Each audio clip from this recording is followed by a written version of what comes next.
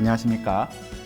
오늘은 7주차 제자의 삶이라는 주제로 12장부터 13장까지 우리가 나누도록 하겠습니다.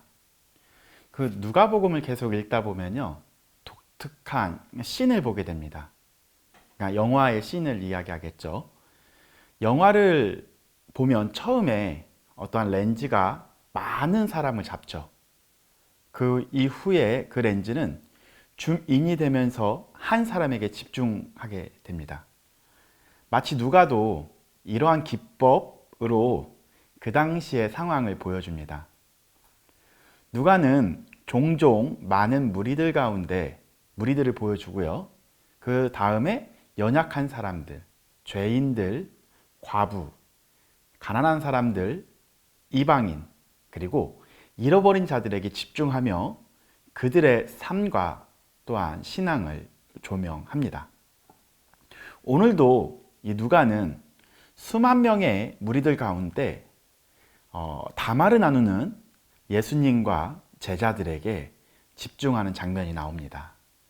12장 1절은 이렇게 시작을 하죠.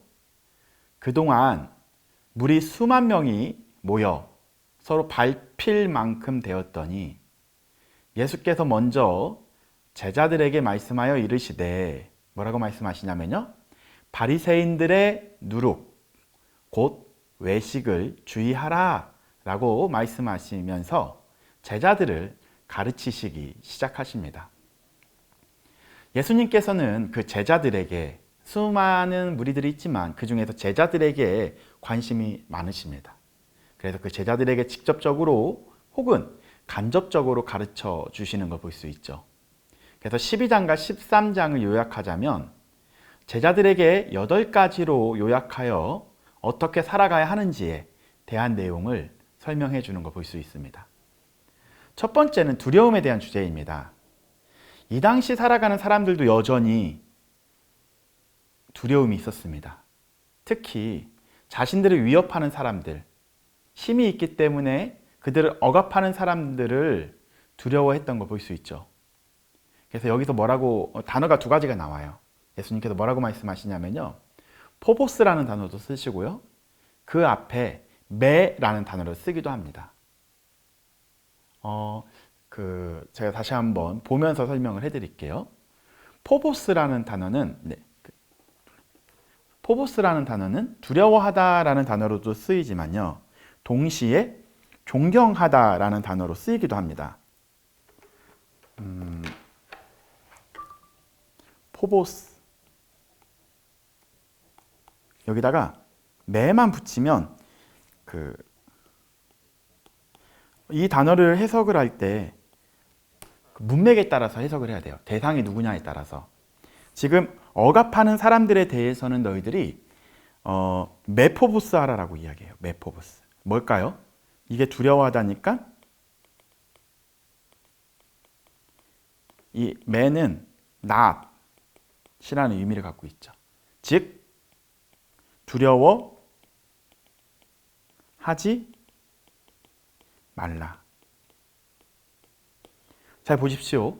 그러면 누구에 대해서는 두려워하고 또 누구에 대해서는 두려워하지 말라라고 가르치고 있죠. 대상이 누구냐가 중요합니다. 즉 너희들을 억압하는 사람들을 두려워하지 말고, 이 두려워하다 혹은 경외하다라고 해석할 수도 있습니다. 네. 오히려 하나님의 백성인 너희들은 하나님을 두려워하고 경외하라 라고 이야기하는 거 볼 수 있죠.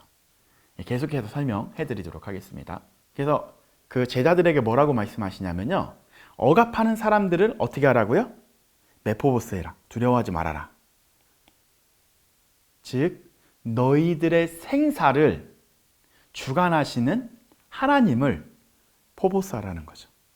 존경하고 또한 그분을 두려워하라 라고 가르쳐 주십니다.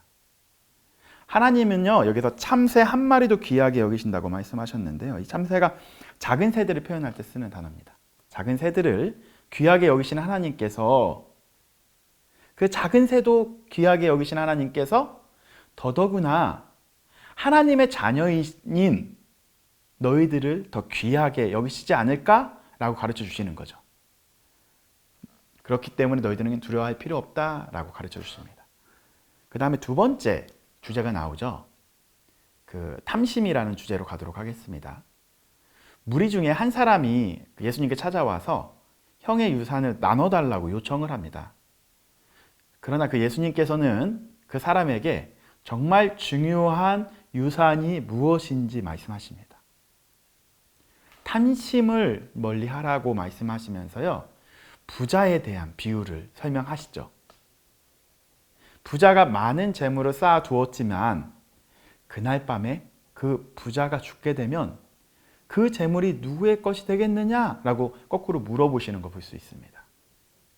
이 형제는 재물에게는 관심이 있었지만요, 즉 하나님의 유산인 하나님 나라에는 관심이 없었던 거죠. 이 땅의 재물은 영원하지 않습니다. 영원한 것에 소망을 두는 것 또한 제자들이 가져야 할 자세입니다. 이게 12장 13절부터 21절까지에 나오는 주제입니다. 세 번째 주제는 뭘까요? 세 번째 주제는 염려입니다. 예수님께서는 뭐라고 말씀하시냐면요, 목숨을 위하여 또한 무엇을 마실까, 무엇을 먹을까, 또한 몸을 위하여 무엇을 입을까 염려하지 말라라고 말씀하십니다. 목숨이, 생명이 음식보단 중요하고요, 그리고 몸이 의복보단 중요하다라고 말씀하십니다. 세상 사람들은요, 거칠애를 매우 좋아합니다. 이 땅의 것만 생각하고 구하는 걸 볼 수 있죠. 그리고 그러한 것에 집착하고 집중하기 때문에 염려가 많을 수밖에 없습니다. 하나님의 자녀들이 염려하지 말아야 할 이유가 무엇일까요? 궁극적으로 하나님의 백성들이 이 세상의 백성들과 다른 점이 하나가 있습니다. 그것은 바로 하나님 나라에 소망이 있다는 거죠. 하나님 나라를 구하는 우리는 염려할 필요가 없습니다. 왜냐하면 이 땅의 궁극적인 통치자이신 하나님이 바로 하나님 나라의 주권자이시기 때문입니다. 그렇기 때문에 하나님의 백성들은 이 땅에서 염려할 필요가 없다라고 가르쳐 주십니다. 그게 12장 22절부터 33절까지의 주제입니다. 네 번째 주제로 가도록 하겠습니다. 네 번째 주제는 근신입니다. 하나님의 나라의 백성들은 어떠한 마음과 자세로 살아가야 할까요? 예수님께서는 계속해서 제자들에게 허리띠를 띠고 등불을 켜고 서 있으라고 말씀하십니다. 그 이유는 주인이 언제 올지 모르기 때문입니다. 예수님께서는 제자들이 이렇게 하나님의 나라를 사모하고 근신하여 깨어있기를 원하십니다. 예수님께서는 이제 십자가에 달리실 날이 다가오고 있습니다. 제자들만큼이라도 깨어서 근신하여 그날을 잘 준비하기를 원하셨던 걸 볼 수 있죠. 그게 이제 12장 35절부터 48절까지의 말씀입니다. 그런데요, 이 본문을 읽다 보면 어려운 단어가 두 단어 정도가 나옵니다. 그게 바로 38절 말씀인데요, 한번 제가 읽어드리도록 하겠습니다. 어떻게 나오냐면, 주인이 혹 2경이나 혹 3경에 이르러서 종들이 같이 하고 있는 것을 보면 그 종들은 복이 있으리로다 라고 이렇게 나옵니다. 여러분들 이 부분을 읽으시면서 2경 혹은 3경이 언제 정도일까요? 잘 모르시겠죠. 그래서 오늘은 좀 표로 한번 그 시간에 대해서 설명해 드리려고 준비해 봤습니다. 그럼 표를 잠깐 보도록 하겠습니다. 이렇게 좀 요약을 해왔습니다. 지금 이 부분은 현재 시간이에요. 성경을 읽을 때 시간이 나오게 되면 보통은 플러스 6을 하시면 돼요. 플러스 6. 보통 시간이 나오게 되면요. 근데 오늘 본문을 보니까 2경 혹은 3경이라는 표현이 나왔습니다. 잘 보여드리도록 할게요. 이게 현재 시간이에요. 오후 10시부터 보도록 하겠습니다. 오후 10시, 11시, 0시, 그 다음에 오전 1시 해서 이렇게 쭉 현재 시간을 볼 수 있고요. 구약시대 때 시간을 표현을 할 때는요, 이 오후 10시부터 몇 시요? 오후 10시부터 이경이 오후 10시부터 오전 1시까지를 이야기하고 있는 거예요. 그리고 삼경, 이경이나 혹은 삼경이라고 했죠. 삼경은 2시부터 오전 5시까지죠. 그러면 제자들이 깨어 있어야 될 시간 대략 나옵니까? 그죠? 오후 10시부터 제자들에게 오전까지 깨어 있어라 라고 이야기하고 있는 거예요. 네. 그리고 2경, 3경 대충 알게 됐고요. 그리고 제가 보통 시간을 표현할 때 성경에서 나오게 되면 플러스 6이라고 말씀드렸었던 이유는 유대 시간이 6을 하시면 정확하게 나오기 때문에 유대 시간이 이게 10에서 좀 쉽게 설명해 볼게요. 오전 10시죠. 오전 10시 더하기 6시는 뭐가 될까요? 6시가 되기 때문에 그렇습니다. 이런 식으로 계산을 하시면 유대 시간을 볼 수 있어요. 근데 이게 조금 조심스럽긴 한데 요한복음, 요한서신은 이게 로마 시간일 수도 있고 유대 시간일 수도 있다라고 주장하신 학자들이 있기 때문에 친절하게 로마 시간도 이렇게 표현해 드립니다. 그건 나중에 요한복음 만약에 묵상 훈련을 하게 되면 다시 한번 말씀드리도록 하겠습니다. 예, 그럼 계속해서 설명으로 들어가도록 하겠습니다. 그러면 그들이 근신하여 구애하는 것들이 있죠. 그것이 바로 29절부터 32절까지 나옵니다. 다시 한번 강조하면 하나님의 백성이 구해야 하는 것이 무엇인지에 대해 설명하고 있죠. 너희는 무엇을 먹을까, 무엇을 마실까 하여 구하지 말며 근심하지도 말라. 이 모든 것은 누가 구하는 거래요? 세상 백성들이 구하는 것이라 너희 아버지께서는 이런 것이 너희에게 있어야 할 것을 아시니라. 예, 이런 것. 다만 그 이유를 보세요. 너희는 그의 나라를 구하라. 그리하면 이런 것들을 너희에게 더하시리라. 적은 무리여 무서워하지 말아라. 메포보스, 너희 아버지께서 무엇을 주신다고요? 그 나라, 하나님의 나라를 너희에게 주시기를 기뻐하시느니라 라고 이야기하고 있어요. 네, 우리 근신하여 깨어서 하나님 나라를 소망하는 우리 모두가 되길 바랍니다. 5번째 주제는 심판입니다.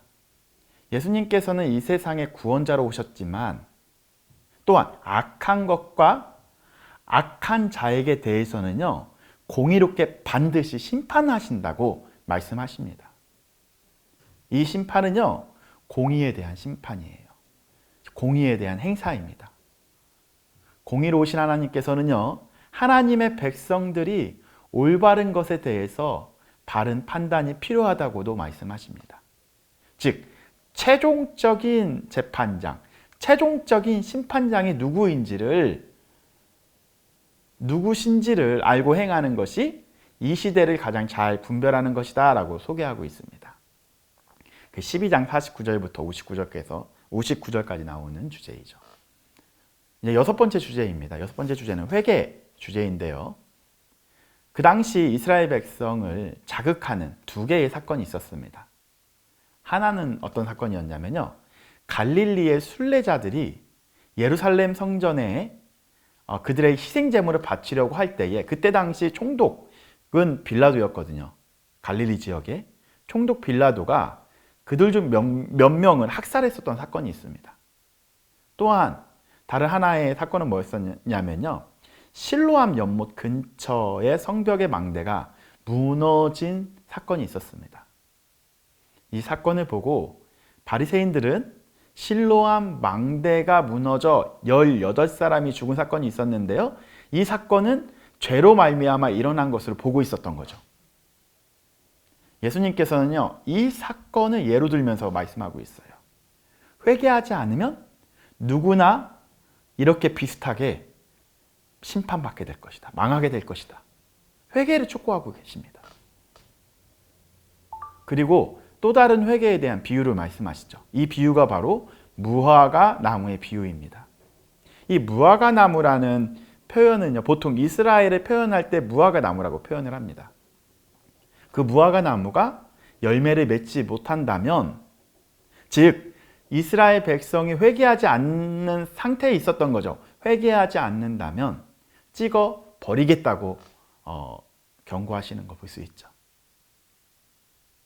하지만 예수님께서는 바로 심판하지 않고 열매 맺기를 기다리고 계십니다. 13장 6절부터 7절까지 읽어드리도록 하겠습니다. 이에 비유로 말씀하시되 한 사람이 포도원에 무화과 나무를 심은 것이 있더니 와서 그 열매를 구하였으나 얻지 못한지라. 포도원 지기에게 이르되 내가 3년을 와서 이 무화과 나무에게 열매를 구하되 얻지 못하니 찍어 버리리라. 어찌 땅만 버리게 하겠느냐 라고 이야기하십니다. 3년이면 이 나무를 옮겨 심고도요, 충분한 시간을 기다릴 시간입니다. 그러나 당연히 찍어 버려야 되지만 8절에서 다시 한번 기다려달라고 요청을 합니다. 8절 9절 보니까요, 대답하여 이르되 주인이여 금년에도 그대로 두소서. 내가 두루 파고 거름을 줄이니 이후에 만일 열매가 열면 좋거니와 그렇지 않으면 찍어 버리소서 하였다 하시리라. 열매를 맺기 위해서는요, 반드시 선행돼야 되는 것이 있습니다. 그것은 회개인 거죠. 그러나 최종적인 심판이 남아 있습니다. 금년에 다시 와서 열매를 맺지 않으면 그때는 최종적 심판이 있을 것을 이야기하고 있는 거죠. 이 시대를 살아가는 우리에게도 가장 중요한 것이 하나 있습니다. 이것은 잊고 살 때가 많이 있죠. 그것은 바로 회개입니다. 진정한 회개로부터 시작해야 건강한 열매를 맺을 수 있습니다. 회개란 두 가지가 병행됩니다. 첫 번째로는요, 부정적인 것이 스토핑되는 것이 회개고요, 동시에 긍정적인 것은 스타팅되는 것을 말하고 있습니다. 이번 주에는 우리에게도 이런 회개가 삶 속에서 동반되기를 소망해 봅니다. 긍정적인 것은 스타팅 되어지고 부정적인 것은 스토핑 되어지는 두 가지가 병행되길 바랍니다. 7번째 주제는 안식입니다. 예수님께서는 안식일에 회당에서 한 명을 고쳐주시는데요, 허리 굽은 자를 고쳐주십니다. 안식일에요. 회당장은 이 사건을 보고 분개했죠. 왜 분개했을까요?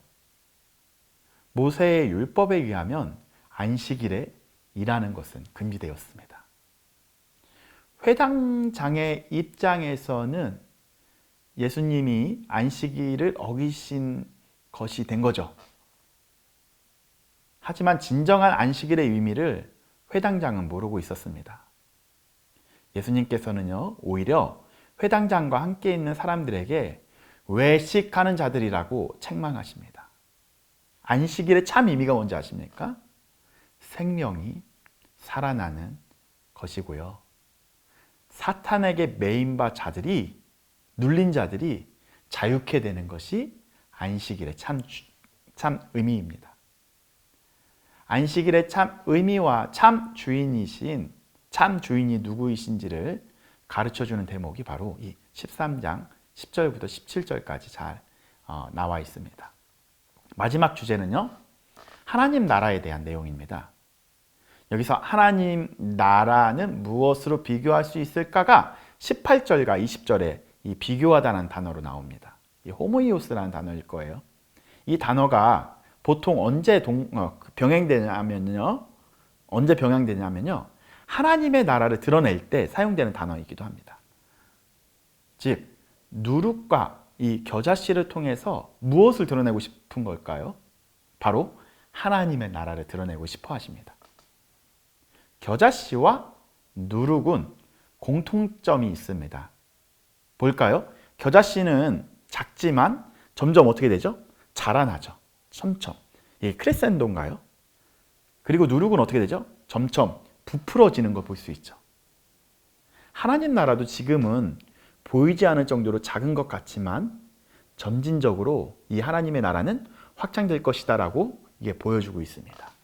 그게 바로 13장 18절부터 21절까지 나오는 주제이죠. 정리하면 다음과 같습니다. 제자로 살아가는 삶은 어떤 삶일까요? 제자로 살아가는 삶은 어떤 삶일까요? 누가는 제자들의 삶을 8가지의 주제로 나누어서 조목조목 소개하고 있습니다. 두려움, 탐심, 염려, 근심, 심판, 회개, 안식, 하나님의 나라. 제자는 세상을 두려워하지 말고요. 하나님을 경외하고 두려워해야 합니다. 그리고 이 땅의 재물과 재산보다는 생명의 귀함을 알고 살아가야 하는 거죠. 그러기 위해서는요, 탐심을 버려야 합니다. 또한 이 세상의 염려도 잠시 내려놓고 하나님 나라에 소망을 두고 살아가야 합니다. 더불어 하나님의 나라가 언제 임할지 모르기 때문에 우리는 언제나 근신하고 깨어 있어야 합니다. 제자는요, 시대를 잘 분별해야 하기도 하죠. 최종적인 심판자가 예수님이심을 잊지 말아야 합니다. 이러한 분별의 시작은 회개로부터 시작이 됩니다. 예수님께서는 이스라엘이라고 할지라도요, 열매를 맺지 않으면 심판받게 될 것이다 라고 설명하시기도 합니다. 제자들도 매일 회개가 동반되어야 합니다. 그리고 마지막으로 제자들은 안식일의 참 주인이 누구인지를 알고 안식일을 거룩하게 지켜야 하죠. 항상 삶 속에서 안식의 주인이신 예수님과 동행하는 것이 참된 안식입니다. 하나님 나라는 이러한 제자들로 하여금 점점 확장됩니다. 그리고 확장될 것입니다. 그 일에 우리를 부르셨습니다. 우리는 이 땅에 발을 딛고 살아가고 있지만 소망은 하나님 나라에 두어야 합니다. 8가지 주제로 나누었지만 핵심은 무엇일까요? 만약에 그거를 핵심 하나만 이야기하자면 하나님 중심적인 삶이 바로 제자의 삶인 거죠. 이번 주에도 하나님 중심적인 삶을 살기 위해서 발버둥 쳐보는 것은 어떨까요? 그 발버둥의 시작이 바로 묵상 훈련이 되기를 소망해 봅니다. 마지막으로 제가 정리한 표를 하나 보여드리고 아까 설명해드린 그거를 정리한 거거든요. 보여드리고 오늘 강의를 마치도록 하겠습니다. 보여드리겠습니다. 두려움, 탐심, 염려, 근심, 심판, 회개, 안식 쭉 읽어보시고 이번 주도 승리하시길 바라며 다음 주에 뵙도록 하겠습니다. 감사합니다.